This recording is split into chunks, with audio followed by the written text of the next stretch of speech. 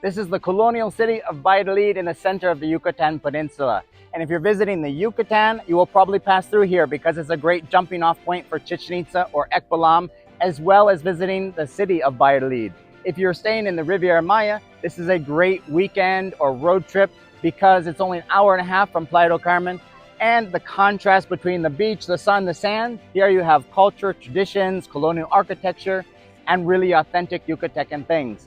And it's a great place to try food as well. So we're going to show you everything about Valladolid in this video, and we'll have more in our article so you can check out exactly the hotels, the restaurants, and the links. We'll put all that in our article that we'll talk about in this video. For right now, we're going to talk about this square. Right here is the Zocalo, or the center square of Valladolid, and this is the main cathedral right here.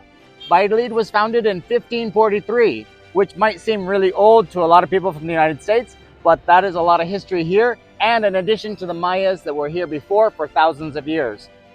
But here's a fun fact about Valladolid. They built the city in 1543 a little farther towards the coast, but they had so many mosquitoes, they're like, this is horrible, let's move the city. So they moved it here where there was a Mayan civilization which was called Zasi, and that's why you see the name Zasi in a lot of places like Cenote Zasi, Hotel Zasi. And so in 1545, they started building here, and they took a lot of the stones from the Mayan temples and the ruins, and they built churches and the colonial architecture. So let's take a look at Valladolid.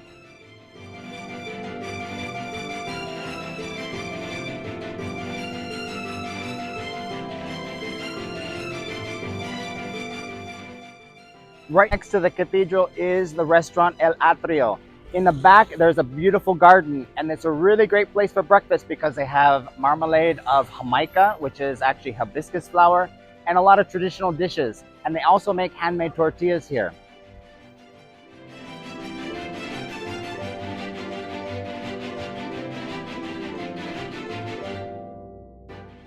On this side of the plaza, there's this building. You can go up to the second floor. There's murals which talk about the history. They're quite interesting. Let's go take a look.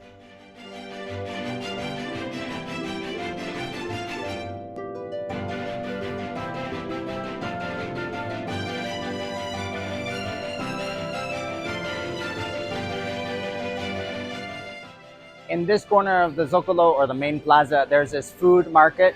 You can get a lot of local foods. They make chorizo, which is locally, it's a little sweeter. It's called longaniza. There's pak chuk, a lot of regional dishes. But this is a great place if you want a quick bite to eat. You can get a lot of stuff here. This is right in front of the cathedral on the main square. This is Maison del Marqués. It's a hotel and restaurant. Now, it's been here forever, and it's one of the biggest, oldest, so it's really famous, and so people recommend it a lot. It's not actually the best, but it is a big hotel. If you do want to stay here, be sure to check the rooms, because some of the rooms are really nice and then some are really basic. The restaurant, it is a beautiful restaurant. There's a colonial courtyard and you get really good regional food. It's a little more pricey because it is so touristy, but it is really beautiful.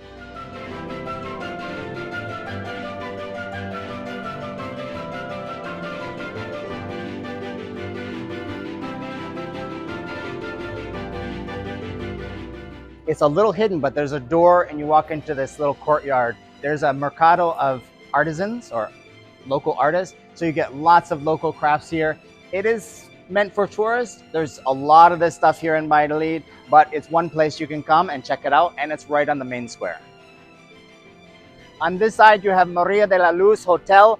It's actually really affordable, and it's right here on the main square. It's only about $30, $40 a night.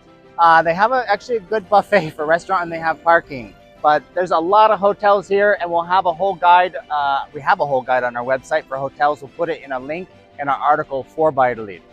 This is where a lot of the buses stop. So if you're on a tour coming from the Rivera Maya going to Chichen Itza, usually they'll park here.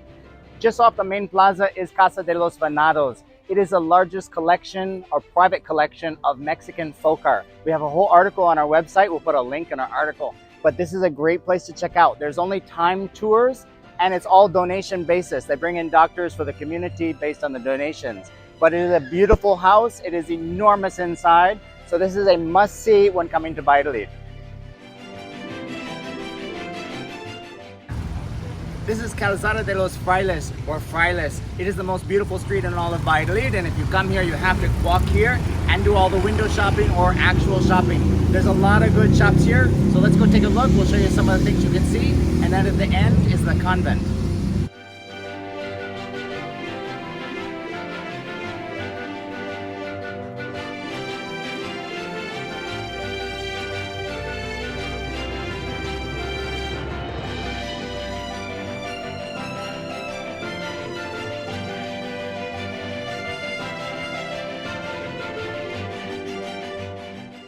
This is Con Cafecito. It's a great place for coffee. They have air conditioning inside, and it's actually a lot larger than you think. And they also have good pastries. So this is a good place to stop if you're wanting a little break on your way walking towards the convent.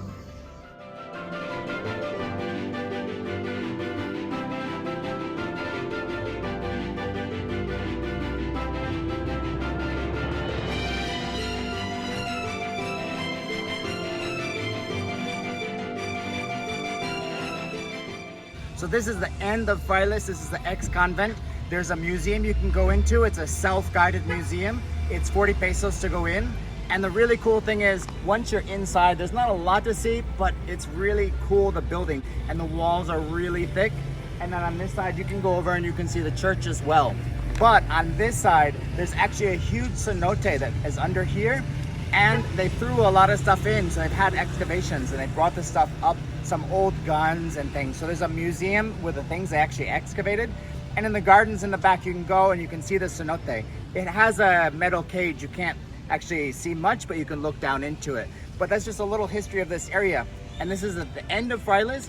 And then there's a really great restaurant we like over here. We're gonna show it to you. It's one of our favorite places. They have really good fresh juices, and it leans towards vegetarian, but it doesn't matter. It's really good fresh food. So let's go check it out.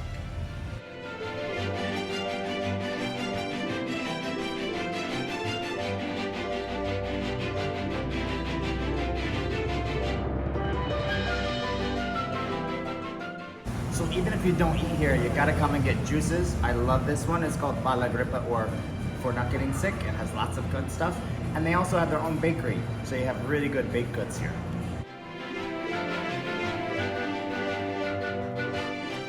And speaking of bakeries, be sure to check out Casa Ancestra in Valladolid. It is one of our favorite places for gourmet treats and great coffee.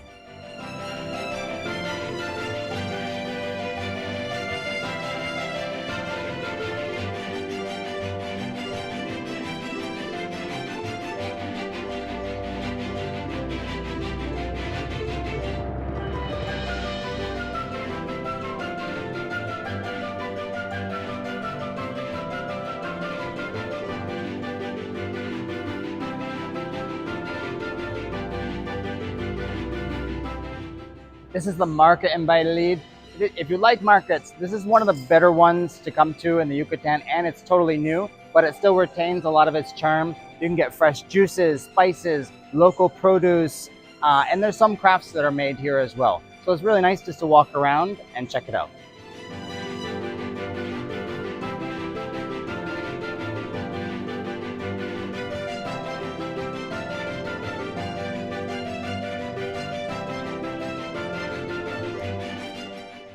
So earlier when we were at the other market, we mentioned some of the local food, but we're in a restaurant, so you get a little bit better, different quality. So you have, this is a longaniza, this is a sweeter chorizo, you have refried beans, the onions, this is a sour orange, and this is pakchuk. This is one of the most classic dishes from the Yucatan.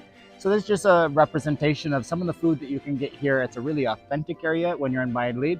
Try some of the local dishes.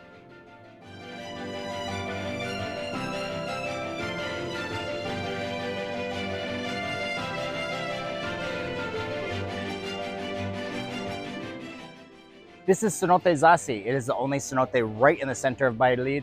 You can actually swim here. There's a restaurant right next to it. Outside of Valladolid, there are a few other cenotes that you can go to. You actually can ride the bikes to Samula and Ken cenotes because there's a lot of stuff around there. There's a nice bike trail. And if you have a car, you can visit some of the other ones around Valladolid. Now, some of the other things you can do here, there is a distillery where you can actually see it's tequila being made, and they give an explanation of it. Of course, they can't call it tequila because this isn't a region where they make tequila.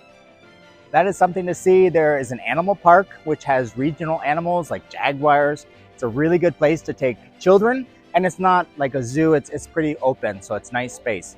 On the south end of Valladolid, there is a bee park, which is actually like they give you a tour and they show you all the Melipona bees, which are the stingless bees, because the Mayas were very good about keeping bees and making honey. And that park tells you all about the stingless bees, all the different types, where they live, and how they benefit the local economy. I took that tour and I learned something every single sentence of the guide. So it was an amazing tour. It's really great for children, but also if you want to learn a little bit about the culture, that's a great place. Now, one tour that we really recommend, it's really local. It's called Bikers Zasi. You can find them on Facebook. We have a link in our article. They actually take you on a bike tour to some of the trails around Valladolid, to some of the communities. They know everything, every area, every cenote, every tunnel, everything. There's a great local tour to take, so we recommend that. There are tours from here, but most people that come to Valladolid have a car, so they're going to Rio Gartos, Las Coloradas, Ekbalam, or Chichen Itza. But you also can get transportation from here to those destinations. And other things around Valladolid, well, there's Waima, there's a beautiful church there. There's Ekbalam, which is 20 minutes. There's Chichen Itza, which is 25 miles from here. So it takes about an hour to get there. So this is a great place to stay, to explore the area. Give yourself about 3 days in Valladolid so you get to see everything. But that's just a few things that we like about Valladolid and why you should come here. So we hope you liked our video. We'll have a lot more information in our article so you can research and find all the things that we talked about, and you can come to Valladolid and enjoy it yourself.